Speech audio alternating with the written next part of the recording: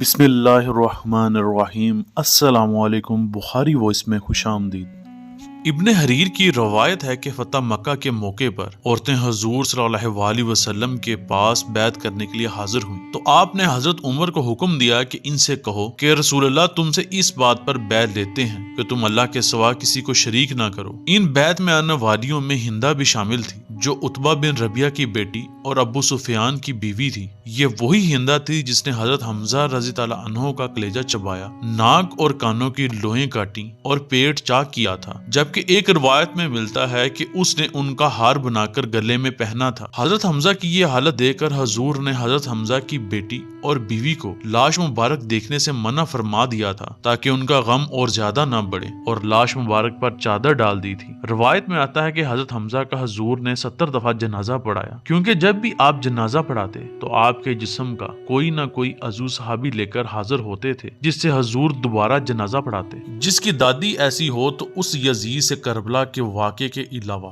انسان اور کیا توقع کر سکتا ہے۔ ابو سفیان فتح مکہ کے ایک رات پہلے حضور کے چچا حضرت عباس کے کہنے پر اسلام لے آیا، کیونکہ حضرت عباس نے کہا تھا کہ اگر تو اسلام نہ لایا تو تجھے قتل کر دیا جائے گا، کیونکہ ہر جنگ میں تو کافروں کا سپہ سالار تھا۔ ابو سفیان نے کہا میں لا الہ الا اللہ تو پڑھ لوں گا لیکن محمد رسول اللہ نہیں پڑھوں گا، لیکن حضرت عباس کا سمجھانے اور جان بچانے کے لالچ میں راضی ہو گیا۔ حضرت عباس ابو سفیان کو لے کر رات کو حضور صلی اللہ علیہ وسلم کے حجرے میں اجازت کے بعد حاضر ہوئے اور یوں ابو سفیان کی جان خلاصی ہوئی۔ فتح مکہ کے موقع پر ہندہ ان عورتوں میں ایسے روپ میں آئی کہ کوئی اسے پہچان نہ سکے۔ اس نے جب آپ کا فرمان سنا تو کہنے لگی کہ میں کچھ کہنا چاہتی ہوں، لیکن اگر بولوں گی تو حضور صلی اللہ علیہ وسلم پہچان لیں گے، اور اگر پہچان لیں گے تو میرے قتل کا حکم دے دیں گے۔ میں اس لیے ایسے آئی ہوں کہ پہچانی نہ جاؤں۔ مگر وہ عورتیں خاموش رہیں اور ہندہ کی بات زبان پر لانے پر راضی نہ ہوئیں۔ آخر اس کو یہ کہنا پڑا کہ یہ بالکل ٹھیک ہے، اگر شرک کی ممانت مردوں کو ہے تو عورتوں کو کیوں نہ ہوگی۔ آپ نے ہندہ کی طرف دیکھا لیکن خاموش رہے۔ پھر حضرت عمر کو حکم دیا کہ ان سے کہو کہ دوسری بات یہ ہے کہ چوری نہ کریں۔ ہندہ نے کہا کہ میں ابو سفیان کی کبھی کبھی چیز لے لیتی ہوں، کیا خبر کہ یہ چوری کے زمرے میں آتا ہے یا نہیں، اور مجھ پر حلال بھی ہے یا نہیں۔ ابو سفیان بھی اس موقع پر موجود تھا۔ اس نے کہا کہ میرے گھر میں سے تو نے جو کچھ لیا خواہ خرچ کیا یا باقی رہا میں تجھ پر حلال کرتا ہوں۔ اب تو حضور نے پہچان لیا کہ یہ میرے چچا کی قاتلہ